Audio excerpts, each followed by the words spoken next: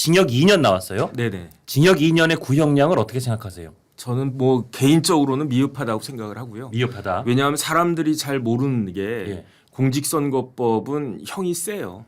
예. 왜냐하면 선거라고 하는 게 민주주의의 그 기본 질서다. 예. 선거 가지고 장난치는 사람들은 우리나라 민주주의 근간을 흔드는 사람들이다. 예. 라는 것이 대법원의 일관적인 판례였어요. 예. 그 일관적인 판례가 흔들렸던 건 딱 한 번이에요. 그게 뭐냐면은 예. 경기도지사 선거 관련 이재명 대표의 그 허위사실 공표죄, 예. 권순일 그 대법관이 주도했다라고 하는 예. 그거 말고는 우리나라에서 그 선거에서 뭐 거짓말하거나 선거에서 나쁜 짓 하면은 왜냐하면 예. 대한민국은 선거에 대한 트라우마가 있는 나라잖아요. 그렇죠. 이승만 정권이 왜 무너졌습니까? 3.15 부정선거로 결국 3.15 부정선거로 3.15 무너졌는데 예, 예. 그런데 3.15 부정선거 이후에 그 2공화국 헌법이 이제 그 제정이 됐는데 그 헌법이 개정이 돼가지고 예. 제2공화국이 성립이 되면서 그때부터 지금까지 대한민국에는 우리나라 헌법에는 다른 나라 헌법에 없는 기관이 생겼어요. 그 기관이 뭐냐면 그게 선거관리위원회거든요. 아, 선거관리위원회가 다른 나라에는 없나요? 없어요. 아, 헌법에 선거관리위원회를 규정하고 있는 나라는 아. 우리나라밖에 없어요. 그러면 다른 나라든 이를테면 뭐 법원이나 아니면 뭐 우리로 치면은 행정안전부 같은 그런 부처들이 담당을 하는 그렇죠. 거로 돼 있군요. 네네. 아. 그러니까 선관위가 헌법기구 하는 게 조금 우스워 보이는 측면이 있는 게 예. 이거는 다른 나라에 비하면은 진짜로 있지도 않은 그러한 기관인데 그런데 헌법에 들어가 있어가지고 선관위가 뭐 이렇게 우리 헌법기관이다 하는 게 조금 아는 사람들 입장에서 좀 웃긴다. 아니 왜냐하면 사실은 우리가 어렸을 때만 해도 늘 삼부 요인 이렇게 해서 네네. 입법, 사법, 행정 이렇게 네네. 하다가 언제부턴가 이제 헌법재판소가 생겨서 거기도 그런 주요 그 5부 요인의 뭐 3부 요인급으로 쳐줬는데 네네. 선거관리위원장도 쓱 헌법기관이라 그래서 결국 5부 요인이라고 하는데 사실은 선거관리위원장은 늘 대법관이 보통 가잖아요. 선관위원장 상임이 아니에요. 그러니까요. 그러니까 얼마나 그 그 다음에 지금은 우리나라 선거가 많아졌으니까 중요성이 좀 높아지긴 했는데 예. 어쨌든 그 선관위가 그렇게 많은 무리를 끼쳤다고 아. 그런 이야기가 있었던 그러니까 건데 그만큼 우리가 20화국 때부터 다른 건 몰라도 선거에 대해서는 정말 국가가 심혈을 기울여서 다시는 안 망가지게 해야겠구나. 네네. 이런 마음이 아주 강하게 들었던 거군요. 그렇죠. 그래서 아. 만들어진 게 첫 번째 선관위, 예. 그 다음에 두 번째로 법원에서 공직선거법 관련해 가지고 굉장히 엄하게 처벌합니다. 아. 우리들이 일상적으로 생각하는 것보다 예. 한 단계 더 엄하게 처벌하는 게 첫 번째가 김홍걸 판결이에요. 예. 김홍걸 씨가 재산이 예. 뭐 일단 동교동 저택만 100억 있었으니까 한 그러니까 200억 있는 사람이에요. 김대중 전 대통령의 그 아들 네네, 그 사돈. 김원걸 네네. 전 의원. 예. 그러니까 제가 봤을 때 김홍걸 씨 재산 200억 있다고 봐야 되거든요. 예. 그 중에 절반은 그 동교동 집 100억에 팔았으니까. 그 논란이 됐던 그 네네. 100억짜리 그런데 예. 그 김홍걸 의원이 재산이 그렇게 많은데 그 고덕의 무슨 분양권 그렇죠. 그걸 그라시움이라고 하는 분양권을 누락했어요. 예. 벌금 받았어요. 얼마 받았느냐? 80만 원.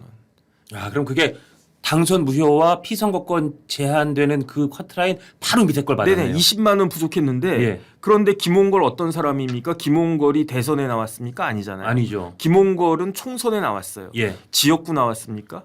비례대표였죠. 비례예요. 예. 그러니까 만약에 김홍걸이 지역구에 나왔는데 예. 그런 식으로 재산을 속였다? 아. 그랬으면 당선 무효형이 나왔을 수도 있어요. 아. 그런데 비례로 나왔으니까 뭐 김홍걸 같은 사람이 민주당 위성정당의 비례대표 뭐 한 10번쯤 받았나 잘 모르겠는데 예. 뭐 그런 정도 받은 사람이 재산을 뭐 얼마를 누락했다고 한들 예. 그게 선거에 얼마나 영향이 있겠습니까? 하긴 그것 때문에 그 민주당 위성정당의 비례대표에 가서 그 번호에 확 찍으려고 했던 사람이 무슨 김원걸이 200억인 줄 알았더니 알고 보니까 212억이야?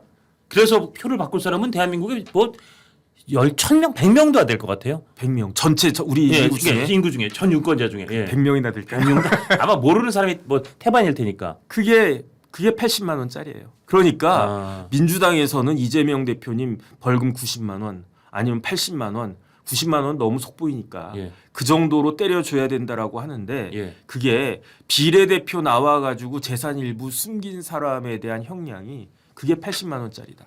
두 번째는 더 예. 중요한 게 예. 지난번 대선에서 1등이 누구였습니까? 윤석열 후보, 2등은 누구였습니까? 이재명 후보, 3등이 누구였죠? 아마 저 심상정 후보였을 거 그 아닌가? 다음에 심상정까지 맞췄고 예, 예. 4등은 누구였을까요? 글쎄요. 그 다음부터는 그때 워낙 군소 후보가 많았죠. 예. 그 어쨌든 빅4라고 치고 4등까지 예, 예. 탑5 안에 드는 빅4가 누구였느냐? 허경영이었어요. 아, 허경영 후보가 4등을 했군요. 네네. 표를 많이 얻었나 보죠? 많이 얻었어요. 4등이니까. 물론 이제 안철수가 완주했으면 당연히 예. 안철수가 3등 했겠지만 예. 그런데 허경영 후보가 이재명 대표하고 똑같은 그 공통점이 있어요. 첫 번째 공통점은 뭐냐면 지난번 대선의 후보였다. 그렇죠. 두 번째 공통점은 뭐냐면 빅5 안에 들었다도 공통점이고. 그 선거로 인해 가지고 재판을 받았다. 아, 거기도 선거법 재판을 받았군요. 네, 허경영도 선거법 재판을 받았는데 예. 허경영도 거짓말했어요. 아, 그 무슨 거짓말? 무슨 거짓말했느냐? 내가 삼성의 이병철 회장의 양자다. 이 이야기를 했어요.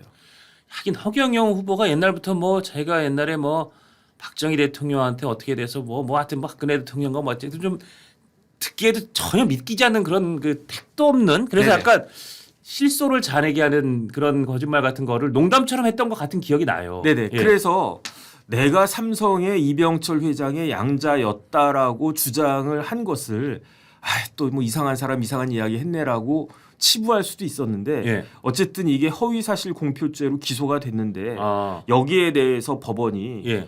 형량을 예. 얼마를 갖다가 때렸냐? 김홍걸처럼 80만 원 때렸냐? 아니에요. 예. 그렇다라고 하면 뭐 벌금 500 때렸냐? 아니에요. 예. 어떻게 형량이 얼마가 나왔느냐? 예. 징역 2년에 예. 집행유예 3년 나왔어요. 아, 그게 그러면 확정된 거예요? 대법원에서? 확정됐어요. 아. 그래서 선거법 재판은 언제 끝나야 됩니까? 6개월. 원래는 1심 6개월, 2심 3개월, 3심 대법원까지 3개월에서 1년 내에 끝내라는 게 사실 법에서 의무적으로 규정을 하고 있는 거잖아요. 네네. 다만 처벌을 안 하니까 판사들이 안 지켜서 그렇지. 그런데 여기서 허경영과 이재명의 차이가 나요. 예. 허경영 재판은 그 기준을 다 지켰어. 지켰어요? 네, 그래가지고 1심 재판이 예. 2023년 작년 10월 25일에 1심 재판 나왔고요. 예. 대법원 재판은 언제 나왔느냐? 딱 6개월 걸렸어요. 아. 그래서 4월 25일에 대법원까지. 그러니까 중간에 3개월 걸려서 그 고등법원 나왔고 그 다음에 그 대법원에서 완전히 확정이 된 게 아. 올해 2024년 4월 25일. 그러니까 근데 2023년 10월에 1심이 나왔으면 아마 허경영 씨 재판도 1심은 조금 길게 걸린 모양이네요. 기소를 하고 뭐 대선이 2022년 뭐 3월이었을 테니까 기소하는 데 걸린 걸 쳐도 1심은 네네. 조금 더 걸렸을지 모르지만 어쨌든 2심, 3심은 딱딱 3개월씩 지켰네요. 그러니까 어쨌든 예. 똑같이 대선에 나가서 예. 똑같이 거짓말을 해서 예. 똑같이 기소가 됐는데 예. 허경영은 4월 25일에 2024년 4월 25일에 대법원까지 작년 그러니까 올해 이미 4월에 예. 확정 판결이 났군요. 확정이 됐고 아까 말씀하신 징역 2년, 집유 3년. 집행유예 예, 3년. 예, 예. 그런데 이재명은 9월이 이제 다 지나가고 있는 오늘이 9월 24일이잖아요. 예. 9월이 다 지나가고 있는 지금까지 이제 구형정도 되어 있는 상황이고 예. 11월 15일에나 1심 판결이 나온다. 그러니까. 사람 차별해도 이렇게 차별하면 되겠습니까? 그러니까요. 그런데 중요한 건 뭐냐면은 이 허경영 재판 관련해 가지고 법원이 아주 장황하게 설시를 했어요. 예. 뭐라고 설시를 했느냐?